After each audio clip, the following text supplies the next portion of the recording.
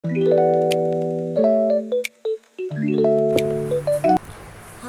perkenalkan aku Amelia Haryanto dengan NIM 24044.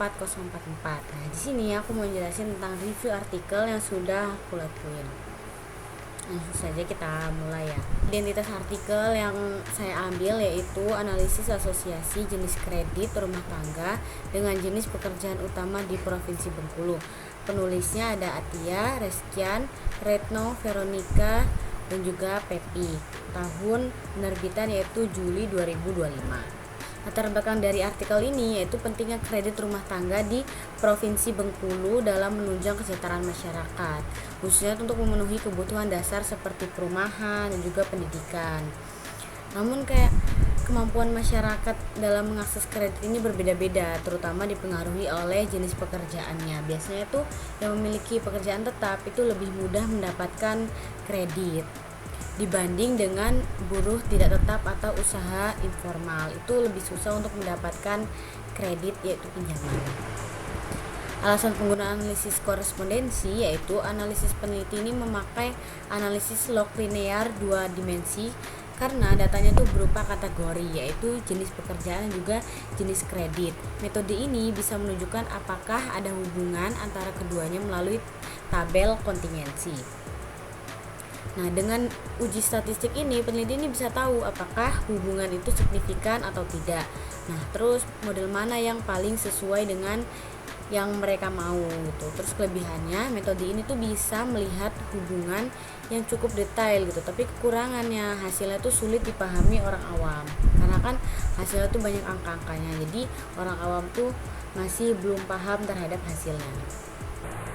Ini ada dimensi kategori metode penelitian.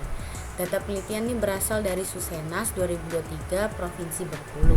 Jenis pekerjaan yang dibagi menjadi 4 kategori dan jenis kredit ada 5 kategori. Data ini disusun dalam tabel lalu dianalisis. Nah, hasilnya itu menunjukkan ada hubungan antara jenis pekerjaan dengan kredit tersebut dan model terbaik adalah model dengan interaksi. Artinya, pilihan kredit rumah tangga ini sangat dipengaruhi oleh pekerjaan utama. Seperti yang tadi aku bilang, jadi pekerjaan utama itu lebih bisa mendapatkan kredit dengan cepat lah ini. Selanjutnya, setelah kita menjelaskan yang tadi, lalu kita coba di hasil analisis di SPSS. Nah, di correspondent table ini adalah hasil dari responden yang sudah mengisi. Lalu kita ke row profile. Di row profile ini kita lihatnya itu per baris. Nah, per baris ini mana yang paling besar yaitu ada di jenis pekerjaan buruh, karyawan dan juga pegawai, yaitu banyak memilih di kredit bank umum sebesar 0,454. Lalu yang baris kedua yang paling besar itu yang mana? Yaitu yang jenis pekerjaan buruh, karyawan atau pegawai sebesar 0,337. Nah, yang banyak memilih ini di kredit koperasi. Selanjutnya yaitu baris ketiga itu yang paling besar ada di kredit leasing dan juga yang memilih ini jenis pekerjaan buruh, karyawan atau KUR. Nah, KUR ini paling besar di 0,319 yaitu berusaha buruh, dan kredit lainnya itu berada di jenis pekerjaan buruh, karyawan atau pegawai. Selanjutnya adalah di kolom profile. Nah, di kolom profile ini sekarang kita bacanya per kolom bukan per baris. Kalau tadi kan baris, nah kalau sekarang ini kita bacanya per kolom. Per kolom ini. Nah, kita lihat di sini di berusaha buruh paling besar tuh ada di KUR sebesar 620.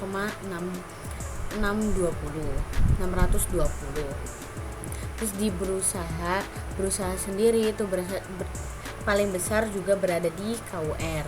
Terus jenis pekerjaan buruh, karyawan atau pegawai itu juga berada di KUR. Selanjutnya ada di pekerjaan bebas, yang paling banyak memilih ini berada di KUR juga. Berarti yang paling banyak ini rata-rata itu yaitu KUR. Selanjutnya ada di summary.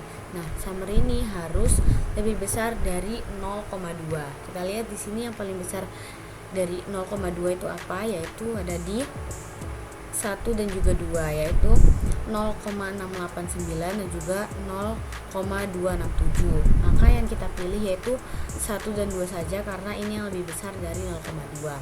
Sedangkan yang ketiga itu tidak, karena ya ini lebih kecil dari 0,2 yaitu hanya sebesar 0,044.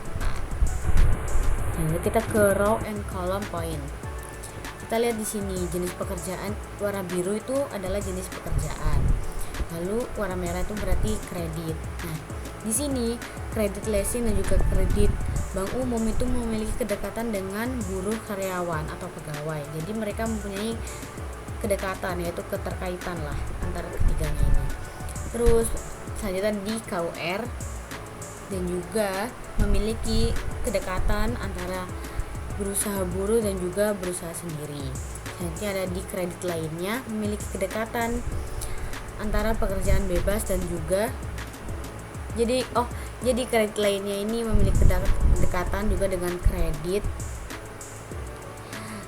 koperasi dan juga pekerjaan bebas. Selanjutnya ini adalah hasil analisis yang terdapat di artikel tersebut. Ini adalah tabel kontingensi data yang kita gunakan sebagai hasil untuk SPSS-nya. Ini adalah hasil uji asosiasi yang mereka dapatkan. Selanjutnya, kelebihan dan kekurangan. Kelebihan dari artikel ini, metode yang digunakan ini tepat untuk data kategori. Terus yang kedua, data bersumber dari Susenas yang terpercaya. Terus yang ketiga, hasil analisis ini ditampilkan cukup lengkap. Kurangannya yaitu hanya membahas 2 variabel, yaitu pekerjaan dan kredit. Sedangkan kan banyak gitu faktor lain yang juga berpengaruh seperti pendapatan juga usia, bahkan pendidikan juga bisa dimasukkan ke sini. Terus yang kedua, hasilnya cukup teknis sehingga sulit dipahami dengan pembaca umum. Jadi pembaca umum ini sulit untuk memahami yang ada di dalam jurnal tersebut. Terus yang ketiga, belum banyak memberikan saran praktis bagi masyarakat dalam penggunaan kredit itu bagaimana. Terus cara terbaik untuk masyarakat umum ini apa gitu selain kredit. Lalu pelajaran yang bisa kita ambil yaitu artikel ini memberi pemahaman bahwa pekerjaan utama memang mempengaruhi pilihan kredit.